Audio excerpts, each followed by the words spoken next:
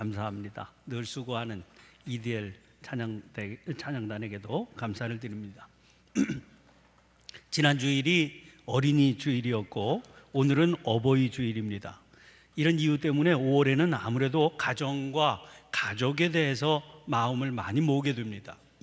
그러나 사실 최근에는 이 가정이라든지 가족이라고 하는 말은 큰 변혁의 대상이 되고 있습니다.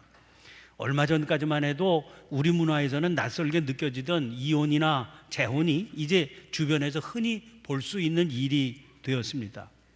전에는 나이가 들면 당연히 결혼해야 되고 또 결혼하면 자녀를 낳아야 된다, 당연하게 생각했습니다. 아직 경제적으로 자리가 잡히지 않았다거나 준비가 되지 않았다, 이런 거 이유가 될 수 없었습니다. 그러나 지금 새로운 세대들에게는 이것이 선택의 문제가 된 것 같이 보입니다. 그들은 결혼 자체를 자기 인생에 꼭 필요한 일로 여기지도 않는 것처럼 보입니다. 정부까지 나서서 출생률의 급격한 저하를 막아보겠다고 노력하고 있다는데도 영 나아지는 것 같지가 않습니다. 젊은 부부들이 자녀를 낳아 기르는 것을 당연하게 생각하지 않는 거지요. 물론 다 들어보면 그럴 만한 이유가 있겠지요. 그러나 그런 일에 이유를 달게 된다 하는 것 자체가 전통적인 가치관에 익숙한 세대에게는 매우 낯설고 당황스러울 수 있습니다. 그래서 사람들은 이런 현상을 보면서 가족 해체라고 하는 말을 하고 있습니다. 최근 교단 잡지에 실려 있는 감신대 홍영택 교수가 쓴 글을 한 편 읽었습니다. 그는 이 글에서 이런 현상을 분석하고 설명해 주는 책을 한 권 소개하고 있습니다. 독일 학자 백 게른스하임의 가족 이후에 무엇이 오는가라고 하는 제목의 책입니다. 이 책에서 저자는 최근의 현상들이 가족 해체라고 보아서는 안 되고 새로운 형태의 가족이 생겨나는 것이다, 그렇게 설명합니다. 즉 가족의 형태와 특징이 달라지고 있다는 겁니다. 그러면 달라진 가족의 형태는 어떤 것일까요? 일반적으로 우리가 가족이라고 말할 때 그것은 출생을 통해서 혈연으로 이루어진 관계를 말했습니다. 이것은 자기 스스로 선택한 게 아니지요. 태어나면서부터 자기 뜻과는 관계없이 운명적으로 맺어진 관계입니다. 그러나 백 게른스하임은 앞으로의 가족은 그 성격이 점점 달라질 것이라고 합니다. 사람들이 가족 해체라 그렇게 생각할 때 말하는 그 가족은 혈연으로 이루어진 가족일 뿐이라는 겁니다. 자기의 선택과는 아무런 관계없이 이루어진 그 가족 관계가 해체된다는 겁니다. 그런 관계를 전처럼 소중하게 여기지 않게 된 것이지요. 그 대신 앞으로의 가족 관계는 자기 의사에 따른 선택을 앞세우게 된다는 겁니다. 그런 의미에서 해체라는 말보다는 혈연을 의미했던 가족이 다른 식의 관계로 대체되는 것으로 보아야 한다 하는 주장입니다. 이 글에서 홍영택 교수는 이런 세태를 설명하면서 예수님의 말씀을 제시하고 있습니다. 마태복음 12장 49절 50절입니다. 손을 내밀어 제자들을 가리켜 이르시되 나의 어머니와 나의 동생들을 보라. 누구든지 하늘에 계신 내 아버지의 뜻대로 하는 자가 내 형제요 자매요 어머니이니라 하시더라. 이 말씀의 앞부분을 보면 주님께서 말씀을 전하고 계신 자리로 어머니 마리아와 동생들이 찾아오셨다고 그랬습니다.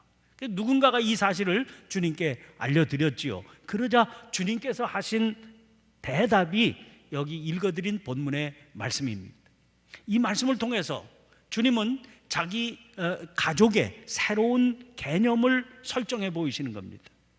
누구든지 하늘에 계신 내 아버지의 뜻대로 하는 자가 진정한 가족이 된다는 겁니다. 밖에 찾아온 어머니와 동생들은 혈연으로 맺어진 가족이지요. 당신의 뜻과는 아무런 상관이 없이 맺어진 관계입니다. 그러므로 자기가 가는 인생의 목적이나 방향과 다른 길을 걷고 있다고 그래도 그 가족 관계는 유지될 수밖에 없는 겁니다. 그러나 주님은 믿음 안에서 시작되는 새로운 가족 관계를 말씀하십니다. 제가 지금 새로운 가족 관계라고 하는 표현을 했습니다. 그렇습니다. 가족입니다. 내 어머니, 내 동생들이라고 하셨기 때문입니다. 이 가족은 혈연처럼 자기 의사와 관계없이 맺어진 가족이 아닙니다. 하늘에 계신 내 아버지의 뜻을 받들어 살아가는 사람이라고 그러셨으니까 지금 자기가 걷고 있는 인생길의 뜻을 같이 하는 동반자입니다. 그런데 주님은 누구든지라고 하셨죠. 그렇게 이루어지는 것이라면 나와는 아무런 핏줄 관계가 없다 할지라도, 나라와 민족이 다르고 나이와 성별이 다르다고 그래도 상관이 없이 이루어지는 가족이다, 그런 말씀입니다. 우리는 믿음의 길 위에서 이 일을 실감하며 살아야 됩니다. 오늘 오후 광고 시간에 오늘 오후에 광고 시간에 영상으로 부산 주양교회에서 보내온 그 기념패를 보셨는데, 그 오후에 주양교회가 새로 지은 예배당 봉헌 예배를 드립니다. 저보고 그 예배 설교 맡아달라고 그래서 부산을 다녀와야 됩니다. 우리 교회 성도님들이 이렇게 저렇게 그 교회 건축을 위해서 헌금하신 것이 약 4천만 원 정도 된다고 그럽니다. 또 이번 주 금요일에는 이영 목사님 담임을 맡게 된 의성 서문교회 설립 예배에도 다녀오게 됩니다. 그 교회를 위해서도 우리가 적지 않은 금액을 드리게 됩니다. 단순히 담임 목사가 담임 목사의 출신 교회라고 하는 이유, 혹은 우리 교회에서 시무하신 목사님이 담임하시게 된 교회라고 하는 그 이유만이 아닙니다. 아니, 그러면 캄보디아 감리교 학교를 위해서 혹은 스리랑카 선교센터를 위해서 드리는 선교비 지원은 무슨 이유가 있겠습니까? 내 교회가 있고 네 교회가 있는 게 아닙니다. 누구든지 하늘에 계신 내 아버지의 뜻대로 하는 자가 내 형제요 자매요 어머니라고 하는 마음 때문에 드릴 수 있는 겁니다. 그렇다고 해서 주님께서 혹은 성경이 혈연으로 이루어지는 가족관계를 무의미하다, 그렇게 보는 건 아닙니다. 요한복음 19장 26절 27절입니다. 예수께서 자기의 어머니와 사랑하시는 제자가 곁에 서 있는 것을 보시고 자기 어머니에게 말씀하시되 여자여 보소서 아들이니이다 하시고, 또 그 제자에게 이르시되 보라 내 어머니라 하신대, 그때부터 그 제자가 자기 집에 모시니라. 주님께서 십자가에 달려 돌아가시기 직전에 일어난 일입니다. 당신의 삶이 촌각을 다투는 그 시간에 십자가 밑에서 당신을 바라보고 계시는 예수님을, 그 어머니를 보셨습니다. 그 어머니가 마음에 걸리셨겠지요. 그 어머니를 돌보아 줄 것을 당신의 제자에게 당부하고 있는 겁니다. 사도 바울에게는 이런 관계가 자기 민족, 그러니까 이스라엘 민족으로 확대됩니다. 로마서 9장 1절부터 3절 말씀입니다. 내가 그리스도 안에 참말을 하고 거짓말을 아니하노라. 나에게 큰 근심이 있는 것과 마음에 그치지 않는 고통이 있는 것을 내 양심이 성령 안에서 나와 더불어 증언하노니, 나의 형제 곧 고륙의 친척을 위하여 내 자신이 저주를 받아 그리스도에게서 끊어질지라도 원하는 바로라. 주님의 길을 따르는 그에게 자기 동족은 큰 근심이고 그치지 않는 고통이었습니다. 주님을 십자가에 못 박아 죽음에 이르게 한 민족 아닙니까?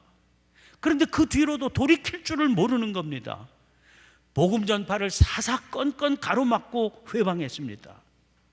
그런 유대 민족이 돌이켜 주님의 복음을 받아들일 수만 있다면, 자기와는 혈육을 나누고 있는 동족이니까 자기는 저주를 받아 그리스도에게서 끊어질지라도 그 길을 택하는 것이 자기 소원이다, 그렇게 밝히고 있는 겁니다. 그만큼 그에게는 핏줄로 연결된 자기 조국, 자기 민족이 중요한 존재였던 것이지요. 그런 정신 때문에 기독교 신앙에는 조국이란 없지만 기독교인에게는 조국이 있다, 그런 말을 하게 되는 것입니다. 혈육에 대한 그 뜨겁고 남다른 사랑이 있기 때문에 자기 민족의 현실에 대해서 눈을 감고 못 본 척 할 수가 없는 겁니다. 누구든지 하늘에 계신 내 아버지의 뜻대로 하는 자가 내 형제요 자매요 어머니인 것은 분명하고 확실합니다. 그러나 그 누구든지 안에 반드시 자기의 혈육이 들어있어야 된다, 그런 마음도 또한 분명하고 확실할 수밖에 없는 거죠. 어버이 주일인 오늘 저는 디모데전서 5장 3절부터 16절까지의 말씀을 본문으로 붙듭니다. 디모데전서는 젊은 목회자인 디모데가 목회 현장에서 목회 지침으로 삼아야 될 내용을 가르쳐주고 있는 편지입니다. 5장이 시작되면 1절, 2절, 2절에 걸쳐서 늙은이와 젊은이, 늙은 여자와 젊은 여자를 목회자로서 대할 때의 태도를 설명하고 있습니다. 그 태도를 아주 핵심적인 내용을 요점을 들어서 설명하니까 2절에 다 담겨지게 되는 거지요. 그런데 오늘 본문 말씀인 3절 이하 16절까지의 긴 내용이 오직 한 가지, 과부에 관한 내용입니다. 목회자가 그들을 대하는 태도로부터 과부인 그들 자신의 자세와 교회의 대접 같은 것들에 대한 가르침이 아주 상세히 기록되어 있습니다. 그렇게 긴 분량을 전해야 할 만큼 목회자에게 이 일이 중요한 일이었다 하는 증거입니다. 그럴 수밖에 없었던 것이 구약시대로부터 성경은 과부를 특별한 마음으로 대해야 될 중요한 존재로 여겨왔습니다. 출애굽기 22장 22절부터 24절입니다. 너는 과부나 고아를 해롭게 하지 말라. 내가 만일 그들을 해롭게 함으로 그들이 내게 부르짖으면 내가 반드시 그 부르짖음을 들으리라. 나의 노가 맹렬함으로 내가 칼로 너희를 죽이리니 너희 아내는 과부가 되고 너희 자녀는 고아가 되리라. 과부는 하나님께서 특별히 보살피시는 대상입니다. 따라서 과부의 송사는 억울함이 생기지 않도록 특별히 잘 살펴야 된다는 거예요. 그들을 압제하거나 학대해서는 안 된다는 겁니다.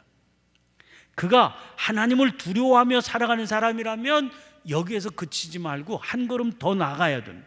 즉 해롭게 하지 말아야 되는 것은 당연한 일이고 여기서 머물지 않고 더 적극적으로 그를 도와야 된다.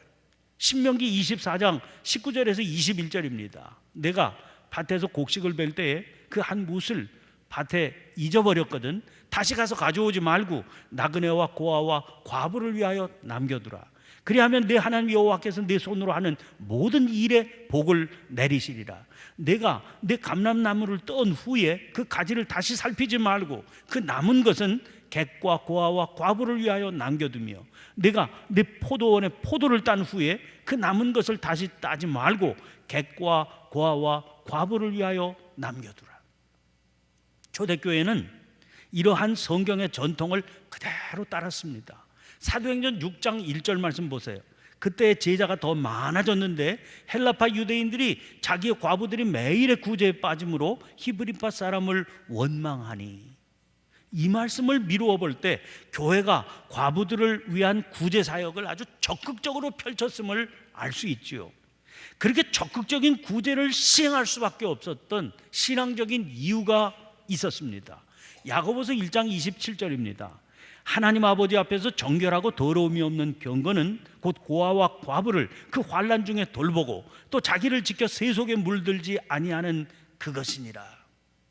여기서 야고보 사도는 하나님 아버지 앞에서 정결하고 더러움이 없는 경건을 두 가지로 설명해 주고 있죠. 하나는 자기를 지켜 세속에 물들지 아니하는 겁니다. 금방 수긍이 가는 설명이지요. 그런데 다른 한 가지가 놀랍지 않습니까? 고아와 과부를 그 환난 중에 돌보는 것입니다. 이 일이 정결하고 더러움이 없는 경건이다, 그런 겁니다. 그런데 과부라고 그래서 누구나 다 구제의 대상으로 삼았던 것은 아닌 것 같아요. 오늘 본문 말씀 9절에 과부로 명부에 올릴 자라고 했기 때문입니다. 마치 오늘 동주민센터를 가보면 생활보호 대상자 명단을 쭉 작성해서 그들을 대상으로 복지제도를 시행하는 것처럼 교회에 과부의 명부를 만들어서 그 명부에 올린 이들을 대상으로 구제를 행했던 거죠. 그러면 그 명부에 올라갈 수 있는 조건에 대해서도 설명하고 있지 않습니까? 무엇보다 참 과부여야 된다 그랬습니다.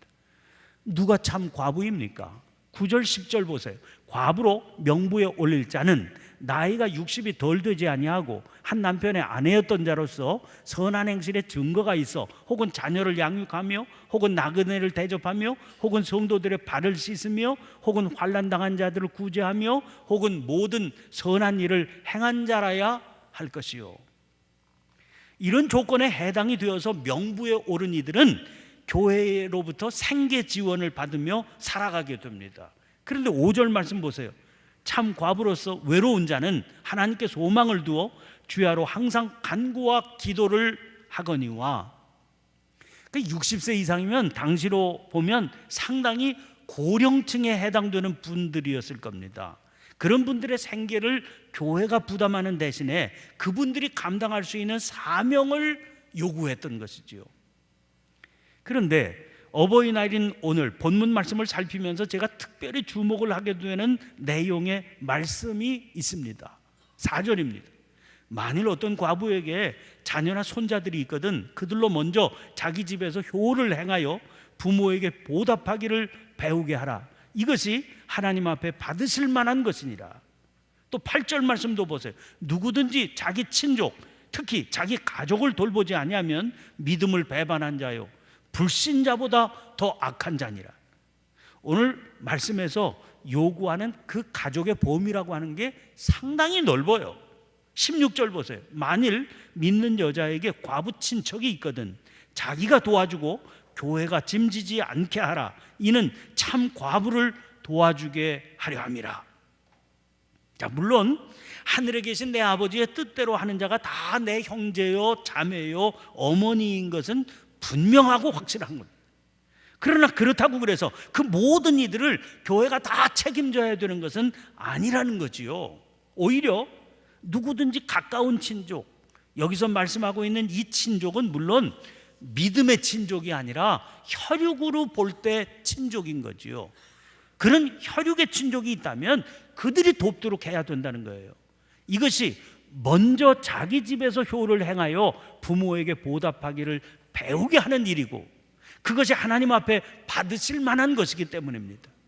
만약 그에게 자녀들이 있고 손주들이 있고 심지어 그들이 믿음의 사람인데도 돌보지 않는다, 그러면 그런 사람은 불신자보다 더 악한 자다 그랬습니다. 이 시대의 국가적인 과제는 복지입니다. 국가의 으뜸가는 의무가 국민들의 복지 향상이다, 그렇게 주장하는 소리가 높습니다. 그래서 막대한 국가 재정이 이 일을 위해서 쏟아 부어지고 있습니다.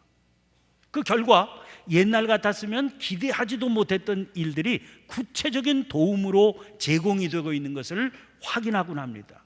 아니, 이런 재정이 어디 하늘에서 뚝 떨어진 겁니까? 아니지요. 다 국민들이 낸 세금으로 감당하는 겁니다. 그러니까 국가에서 제공하는 복지 혜택 받는 건 부끄러운 일이 아닙니다. 당연한 권리입니다. 또 개인들이 도저히 감당할 수 없는 차원의 일들도 있습니다. 비근한 예를 들어서 심하게 치매에 걸린 어르신을 집에서 돌봐드리지 못하고 시설에 모신다, 그걸 뭐라고 할 수 없는 일입니다. 그러나 아무리 막대한 국가의 재정을 쏟아부어도 감당할 수 없는, 감당하지 못하는 일이 있습니다. 그것이 제도로서의 복지의 한계입니다. 복지제도의 일선에서 일하는 공무원들을 만나보면 하나같이 하는 말들이 그겁니다. 막대한 재정을 쏟아부어도요 해결이 안 되는 어떤 지점이 있다는 거예요. 복지의 맹점이 있다는 겁니다. 그래서 진정한 복지는 돈만 가지고는 할 수 없는 데가 있다는 겁니다. 그런 마음으로 미국 인터넷에 떠 있더라고 친구가 보내준 또 다른 여자 이야기라는 글 한 편을 소개하고 말씀을 마치려고 합니다. 얼마 전 나는 아내가 아닌 다른 여인을 만나러 갔다. 실은 내 아내의 권유였다. 어느 날 아내가 내게 말했다. 당신 그녀를 사랑하잖아요. 인생은 짧아요. 당신 그녀와 더 많은 시간을 보내야 해요. 정말 뜻밖이었다. 그런데 여보, 난 당신을 사랑해. 나의 말에 아내는 이렇게 응수했다. 알아요. 그렇지만 당신은 그녀도 사랑하잖아요. 내 아내가 만나라고 한 다른 여자는 실은 내 어머니였다. 미망인이 되신 지 벌써 몇 년, 일과 애들 핑계로 어머니를 자주 찾아뵙지 못했다. 그날 밤 나는 어머니께 전화를 걸어 같이 영화도 보고 저녁 식사도 하자고 제안했다. 무슨 일이라도 생긴 거냐? 혹시 나쁜 일은 아니지? 알다시피 내 어머니 세대는 저녁 7시가 지나서 걸려오는 전화는 모두 나쁜 소식일 거라고 믿는 세대다. 그냥 엄마하고 단둘이 저녁도 먹고 영화도 보고 싶어서요. 괜찮겠어요?